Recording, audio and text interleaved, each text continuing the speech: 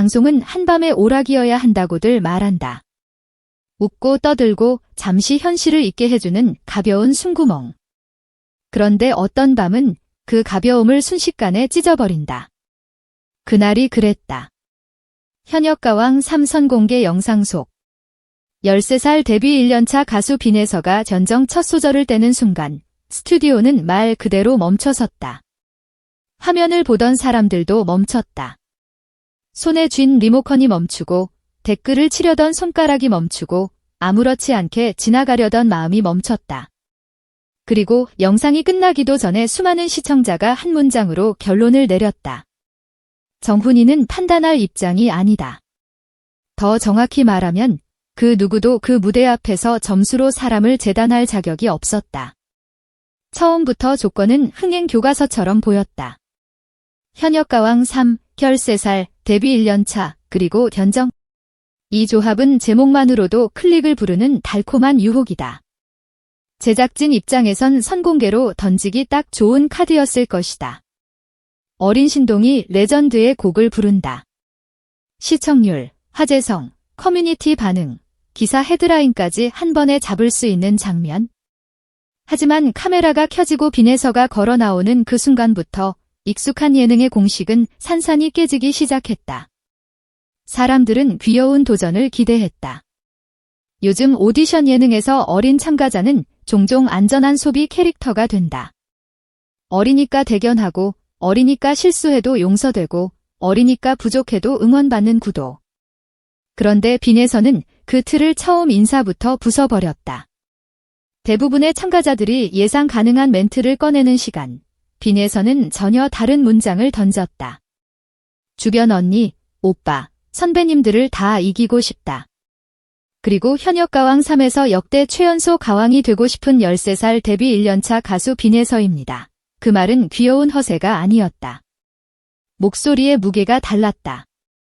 끝 단어를 가볍게 올려붙이는 톤이 아니라 단단히 눌러박는 톤이었다.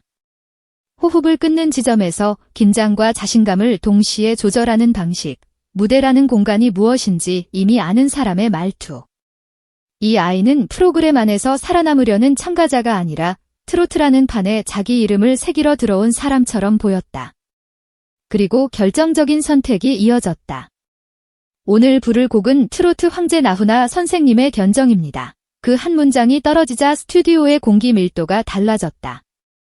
연정은 그냥 유명한 노래가 아니다. 세월과 한숨이 스며든 노래다. 다방과 골목, 술집과 대극장을 가리지 않고 울려 퍼지며 한국인의 감정을 오래도록 붙잡아온 곡이다. 트로트가 촌스럽다고 조롱받던 시절에도 연정 같은 노래는 장르의 품격을 지키는 버팀목이었다. 그래서 연정을 부른다는 건 곡을 선택했다는 의미를 넘어선다. 그것은 레전드가 평생 쌓아 올린 길의 무게를 함께 짊어지겠다는 선언에 가깝다. 베테랑들도 이 곡 앞에서는 부담스럽다고 말한다.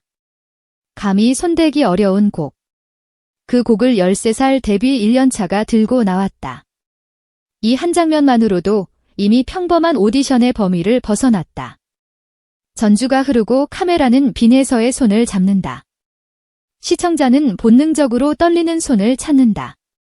그런데 화면 속 손가락은 놀라울 만큼 단단했다. 마이크를 쥔 힘의 균형, 입술을 한번 굳게 다문 뒤 깊게 숨을 들이마시는 타이밍, 눈을 감지 않고 정면을 응시하는 표정. 이런 건 연습실에서 억지로 연기해낼 수 있는 제스처가 아니다. 관객의 숨소리를 들으며 노래를 배운 사람, 무대의 공기를 몸으로 익힌 사람의 습관에 가깝다. 그리고 마침내 첫 소절이 떨어졌다.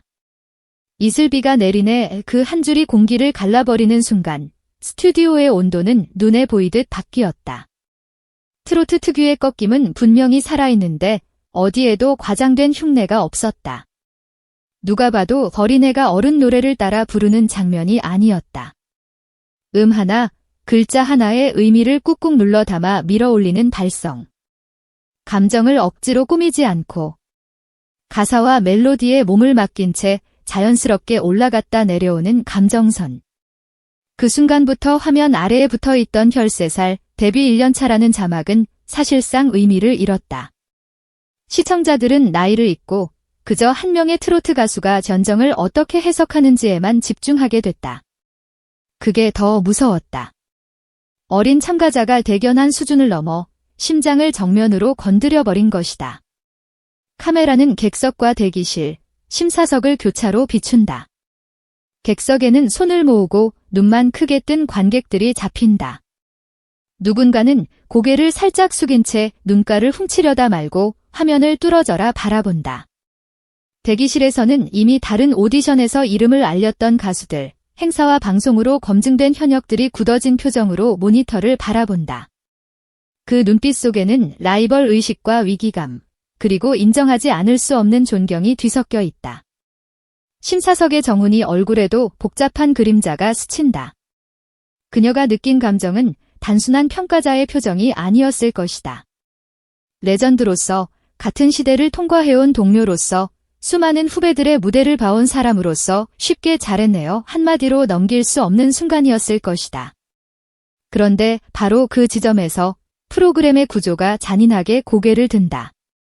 무대가 아무리 완벽해도 시스템 안에서는 숫자로 환산되어야 한다. 심사위원은 점수를 적어야 하고 그 점수는 순위가 되고 합격과 탈락을 가르는 칼날이 된다. 문제는 여기서 폭발했다.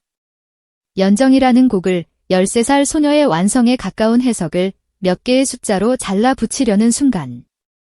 그때부터 시청자들의 감정은 단순한 감동을 넘어 분노로 번졌다. 왜냐하면 이건 실력의 문제가 아니라 태도의 문제였기 때문이다. 이 노래를 어떻게 대하는가, 이 무대를 어떤 마음으로 건드리는가. 빈에서가 특별했던 이유는 13살이라는 나이에 어울리지 않는 태도와 무게를 이미 갖추고 있었기 때문이다. 그런데 제작진은 그 무대를 온전히 존중하는 길 대신 끝내 점수판을 들이대는 길을 택했다. 클라이맥스로 갈수록 스튜디오는 더 조용해졌다. 보통이라면 터져나와야 할 환호 대신 숨소리마저 가늘어지는 정적이 깔렸다. 모두가 같은 생각을 하고 있었기 때문이다. 지금은 방해하면 안 된다.